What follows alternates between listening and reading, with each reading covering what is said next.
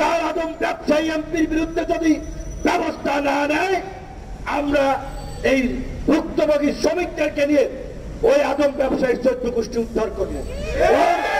ওর কোথায় অফিস বাড়ি গাড়ি প্রপার্টি আছে সেটা আমরা উদ্ধার করব। চারজন এমপির কথা বের হয়ে এসেছে মালয়েশিয়ার সিন্ডিকেটের সাথে। আমরা দেখতে চাই ওবায়দুল কাদের এবং ওবায়দুল কাদেরের সরকার এই চারজন চোর দুর্নীতিবাজ আদম ব্যবসায়ী এমপির বিরুদ্ধে কি ব্যবস্থা নেয় আমরা দেখতে চাই। ওবায়দুল কাদের বড় বড় কথা বলছেন, শেখ হাসিনা ছাড় দেন না, দুর্নীতির বিরুদ্ধে ব্যবস্থা নেন, এই সেই কি করেছেন? কি করেছেন? কয়জনের বিরুদ্ধে ব্যবস্থা নিয়েছেন? আপনাদের লজ্জা করে না? বিএনপি 15 বছর সেই ক্ষমতা ছেড়েছে 2006 সালে।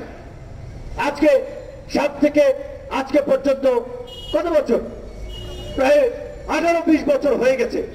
তারপরেও যে কোনো ঘটনা যখন আলোচনা আসে বলে ওইটা নাকি বিএনপি করছে, এটা বিএনপির দায়।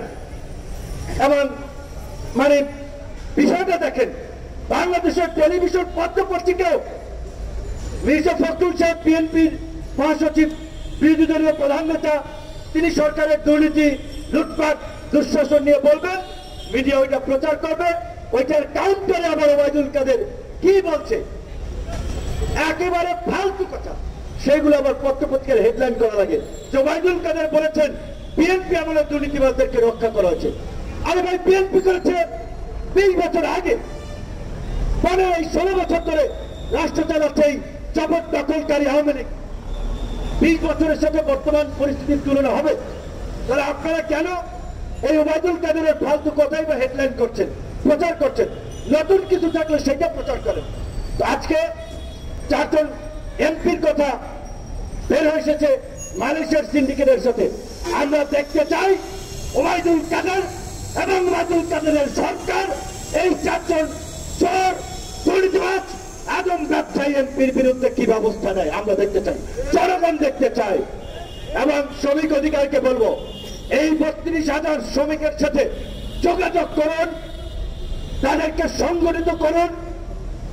এই চার আদম ব্যবসায়ী এমপির বিরুদ্ধে যদি ব্যবস্থা না নেয়, আমরা এই ভুক্তভোগী শ্রমিকদেরকে নিয়ে ওই আদম ব্যবসায়ীর 14 গোষ্ঠী উদ্ধার করব। ওর কোথায় অফিস বাড়ি গাড়ি প্রপার্টি আছে সেটা আমরা উদ্ধার করব। কারণ অনেক প্রতিবাদ করেছি, প্রতিবাদ করছি, প্রতিকার হচ্ছে না। আর এবার শুধু প্রতিবাদ করলে হবে না, প্রতিরোধ করে তুলতে হবে। মালয়েশিয়ার শ্রমবাজার এই সরকারের আমলেই 3 বার বন্ধ হয়েছে, 3 বার। সর্বশেষ 2018 সালে বন্ধ হয়েছে। সরকারের টনক করবে না? একটা আহাম্মকি সরকার, একটা অপদার্থ সরকার, একটা ধ্বজভঙ্গ সরকার।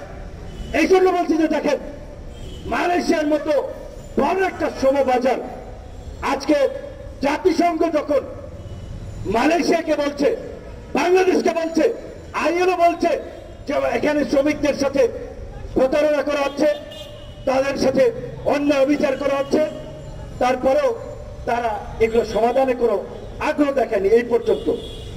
মালয়েশিয়ার শ্রমবাজারে তারা 9টা দেশ থেকে শ্রমিক নেয়। কোন দেশ মালয়েশিয়ার এই রকমের অযৌক্তিক শর্ত মানে নাই যে তারা স্পেসিফিক কয়েকটা এজেন্সিকে কাজ দিবে, তারা বাংলাদেশ থেকে লোক পাঠাবে। এইটা করেছে সত্যিকার অর্থে নিজের জাতি ভাই, তো লজ্জা লাগে। আমাদের বাংলাদেশিদের মতো ইতর শেষরা দুর্নীতিবাদ 2 নম্বর পৃথিবীর আর কোন দেশের মানুষ আছে বলে আমার মনে হয় না।